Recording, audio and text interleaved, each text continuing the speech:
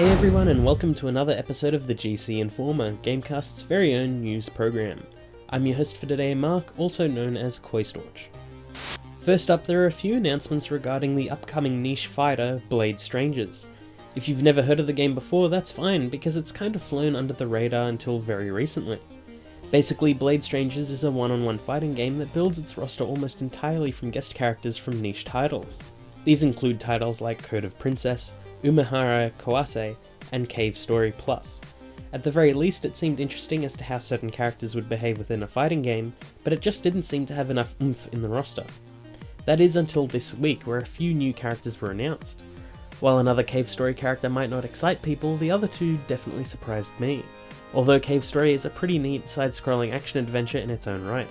Anyway, Gunvolt from the Azure Striker Gunvolt series will appear in the game. For those unfamiliar, Azure Striker Gunvolt is a Mega Man X-style platformer for the 3DS, PC and Switch. They're really solid games and make for a unique fighter. The reveal trailer showed how Gunvolt would translate into the game, and I was pleasantly surprised. The last unexpected character is Isaac from the Binding of Isaac series.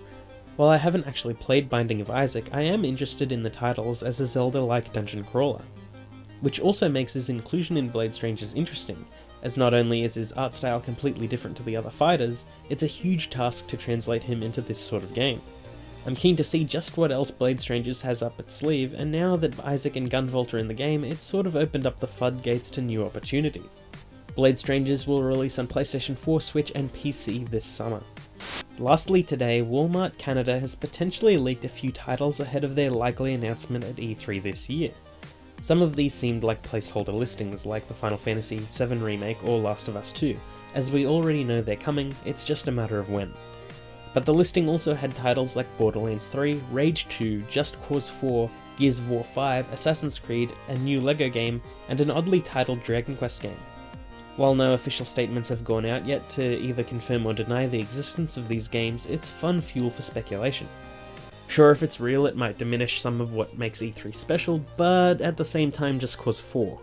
While it is safe to assume Borderlands 3 and Assassin's Creed are on the horizon, games like Rage come completely out of nowhere, which, if it's true, could be very interesting, and knowing how Bethesda like to announce and release within the same year now, it's fairly safe to speculate they'd have something unexpected like this, possibly even with an updated port of the original too. Things are heating up, and it's only a little over a month until any of this is confirmed. I always love game reveals at E3, and I also love speculation, so this'll be fun. And that's all the time we have for today. Please don't forget to like and subscribe, and please let us know what your hopes and dreams are for this year's E3. Until next time, bye!